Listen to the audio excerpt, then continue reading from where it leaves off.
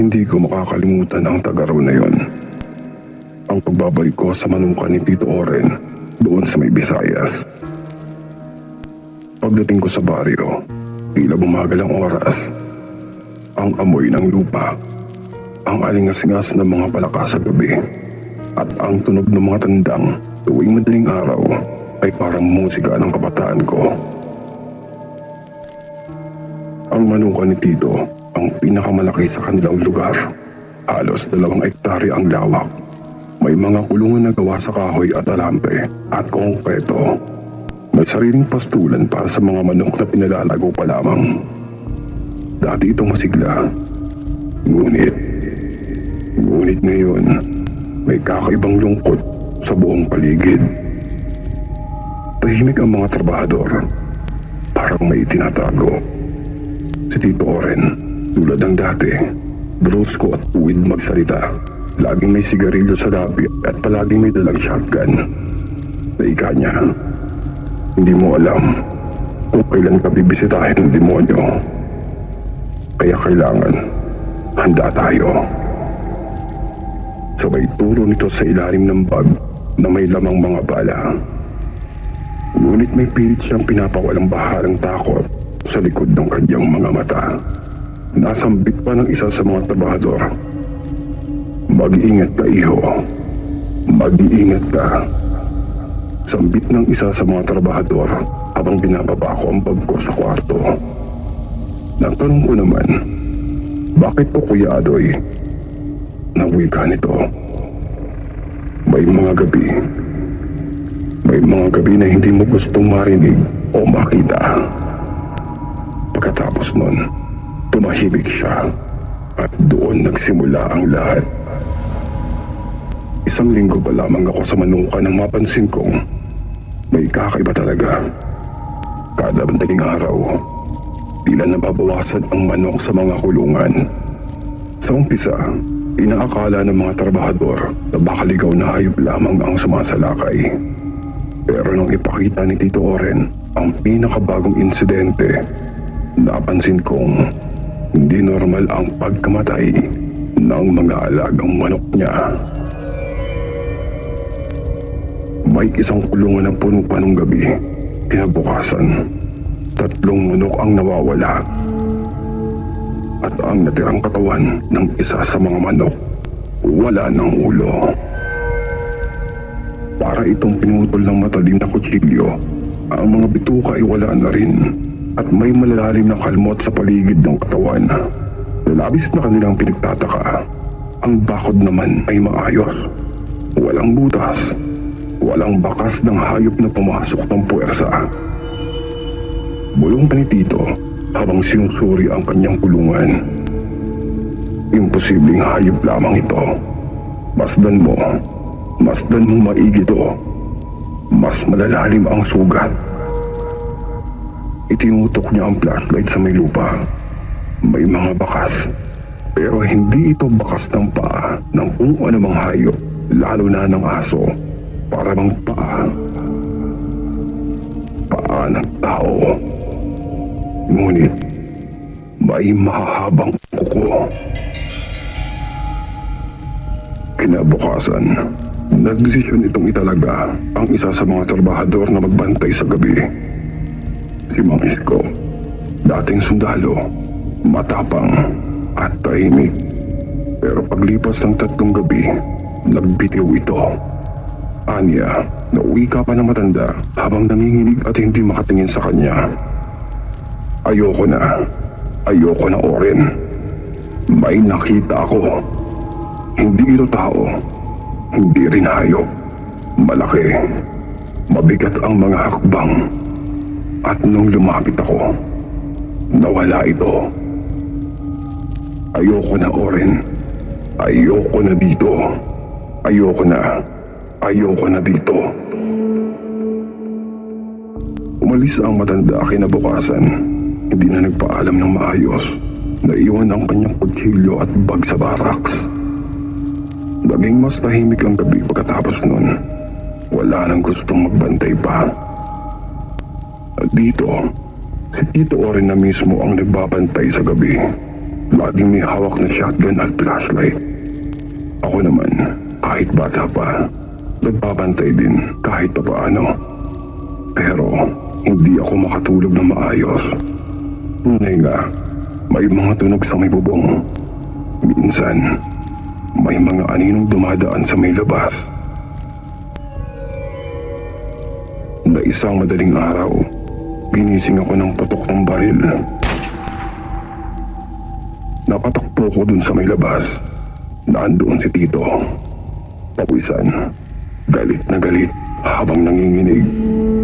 Sabi pa niya, nabaril ko, tinamaan ko, pero hindi ito bumagsak. Natanong ko naman sa kanya, ay ano ang nabaril niya? Umiiling lamang si Tito. Nawika niya, hindi ko alam, pero lumundag sa may taas ng kulungan. Malaki, mabigat, at parang hindi tinatablan ng bala. At bago ito nawala, tumingin pa sa akin ito ng mata sa mata. Dito nanigas ang katawan ko sa mga sinabi niyang yun. Dahil totoo, may mga nilalang nga talagang hindi tinatablan ng kahit na anong armas. At magmula nung gawing yun, nagsimula nang kumalat ang balita. Hindi ordinaryong magnanakaw ang umaatake sa may manukan. Ilang gabi, matapos ang insidente ng pagputok, nagsimula nang mapansin ng mga kapitbahay ang mga kakaiba. Una ay ang mga tunog. Parang may kumakaluskos doon sa may bubungan. Mga yabag na parabang naglalakad. Tila napakabigat na nilalang na humahakbang doon sa may pawid. Minsan ang mga alagang aso ay bigla na namang kumakahol doon sa may kawalan. Sa kasisigok at iiyak dahil sa labis na takot. Na isang gabi, habang nasa balkonahe kami ni Tito at binabantayan ang paligid, napansin namin ang aninong mabilis na gumagapang sa may itaas ng puno. Maliit lamang ito noong una, pero habang lumalapit, para bang lumalaki. Parang payong na itim na may mahahabang braso at mga matang naglalagablab. Bulong pa ni Tito, sila yun. Isang uri ng aswang na bihira lamang makikita, pero kilala ko ang kilos nito. Sila yun. Sila yun. Na magmula noon, mas naging alerto si Tito. Naglagay siya ng mga patibong na mayroong kampanilya sa paligid ng manukan. Pinayuhan din niya ang mga trabahador na maglagay ng bawang at asin sa kanilang mga silid.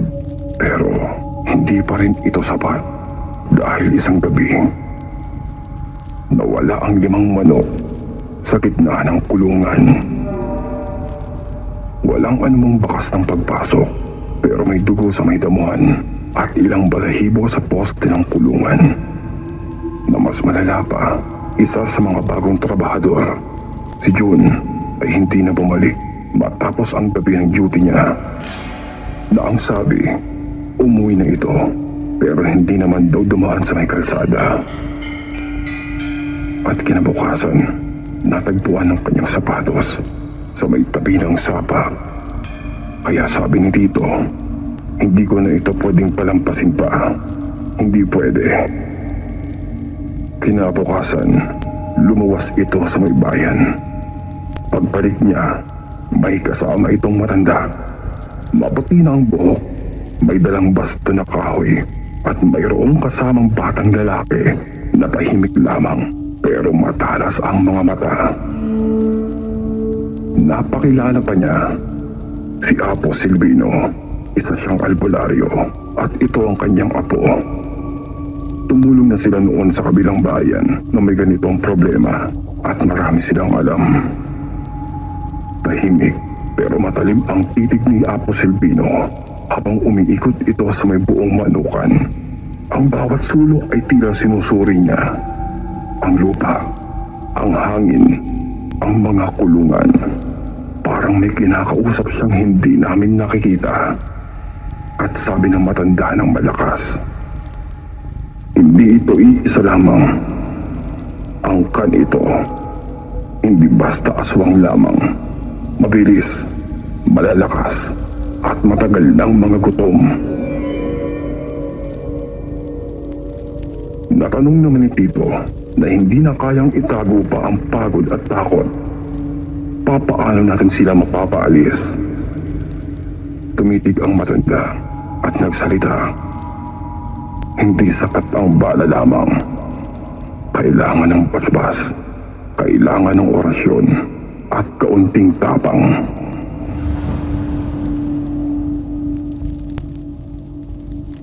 Sinimulan nila ang ritual ng gabing iyon. Una, pinahiran ni Apo Silvino ng langis ang mga itak, pati ang mga dulo ng kawayan na siyang ipinako sa paligid ng bakuran ay tinubog niya ng asoge at asupre.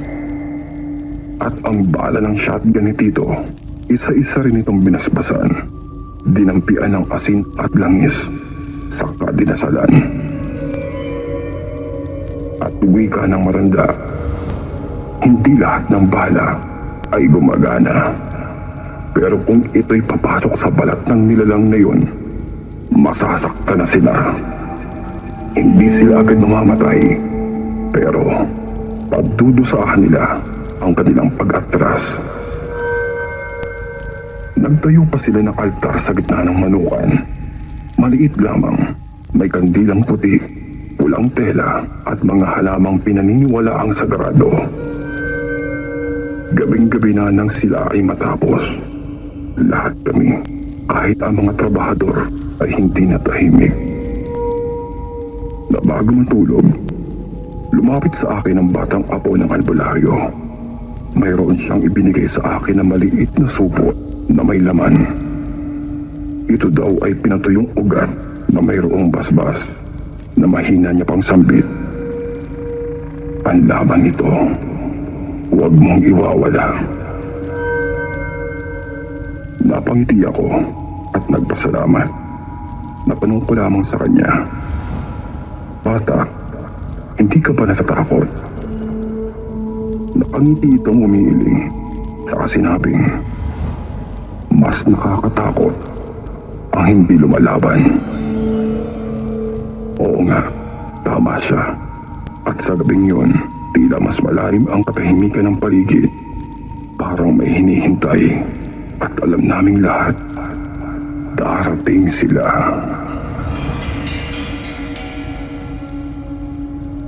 Hindi ako makatulog nung gabing yun. Ramdam ko ang tensyon sa bawat sulok ng manukan. Si Tito, naroon ito sa may kulungan. Hawak ang kanyang shotgun, habang si Apo Silvino at ang kanyang apo nasa altar, paulit-ulit na nagdadasal. At mga bandang 12:00, nagsimula na ito. Una, ang malamig na hangin. Hindi ito karaniwang simoy ng gabi. Parang humihigop ng init sa balat. Parang may matang nakatitig sa bawat paggalaw mo. Sumunod ay ang mga aso. Lahat sabay-sabay ang kanilang mga pagkakahol.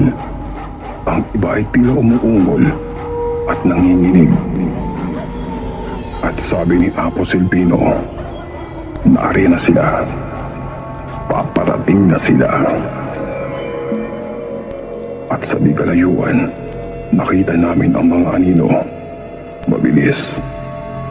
Mataas ang kanilang paglundag. 5 nilalang. Lahat ay parang payat. Maitim. Mahahaba ang buhok. Hindi ito mga hayop. Ito ay mga aswang. Mga aswang na lakaw. At biglang sigaw ni Tito. Sa kanluran, sa kanluran, sa likod ng kulungan. Pumutok ang shotgun. 1, 2, 3 putok. Isang nilalang ang tumilapon, pero mabilis itong nakabangon. At sa gilid ng katawan nito, umuusok, tila nasugatan, umiiyak, pero galit na galit. Nasigaw pa ni Apo Silvino. Yan ay epekto ng binasbasang bala. Pumalibot ang mga aswang na nakaw sa paligid. Isa ang sumubok pero tinamaan ng binatong asin. Napasigaw ito at bumagsak sa lupa. Nangingisay. Nasa gitna ng kaguluhan, isang lakaw ang tumalon patungo kay Tito. Mabilis, para bang lumulutang. Pero pinaril niya ito ng malapitan. Sumampulat ang itim na dugo. Umiyaw ito sa labis na sakit. Saka nagpatalon-talon papalayo. Iniwan ng bakas na may usok sa may damuhan habang kumakaripas papalayo. Naikapan ni Apo Silvino. Hindi sila sanay. Hindi sila sanay na may lumalaban. Nagulat sila. Tumagal ng halos kalahating oras ang sagupaan. Labis silang nag-iingat. Lahat kami ay takot, pero matatag. At sa huling pagkakataon, habang papatakas ang isa sa mga lakaw, tinutukan ito ni Tito. Tinamaan niya ito sa hita. Napaluhod. Napatingin pa nga ito sa amin at sa akin.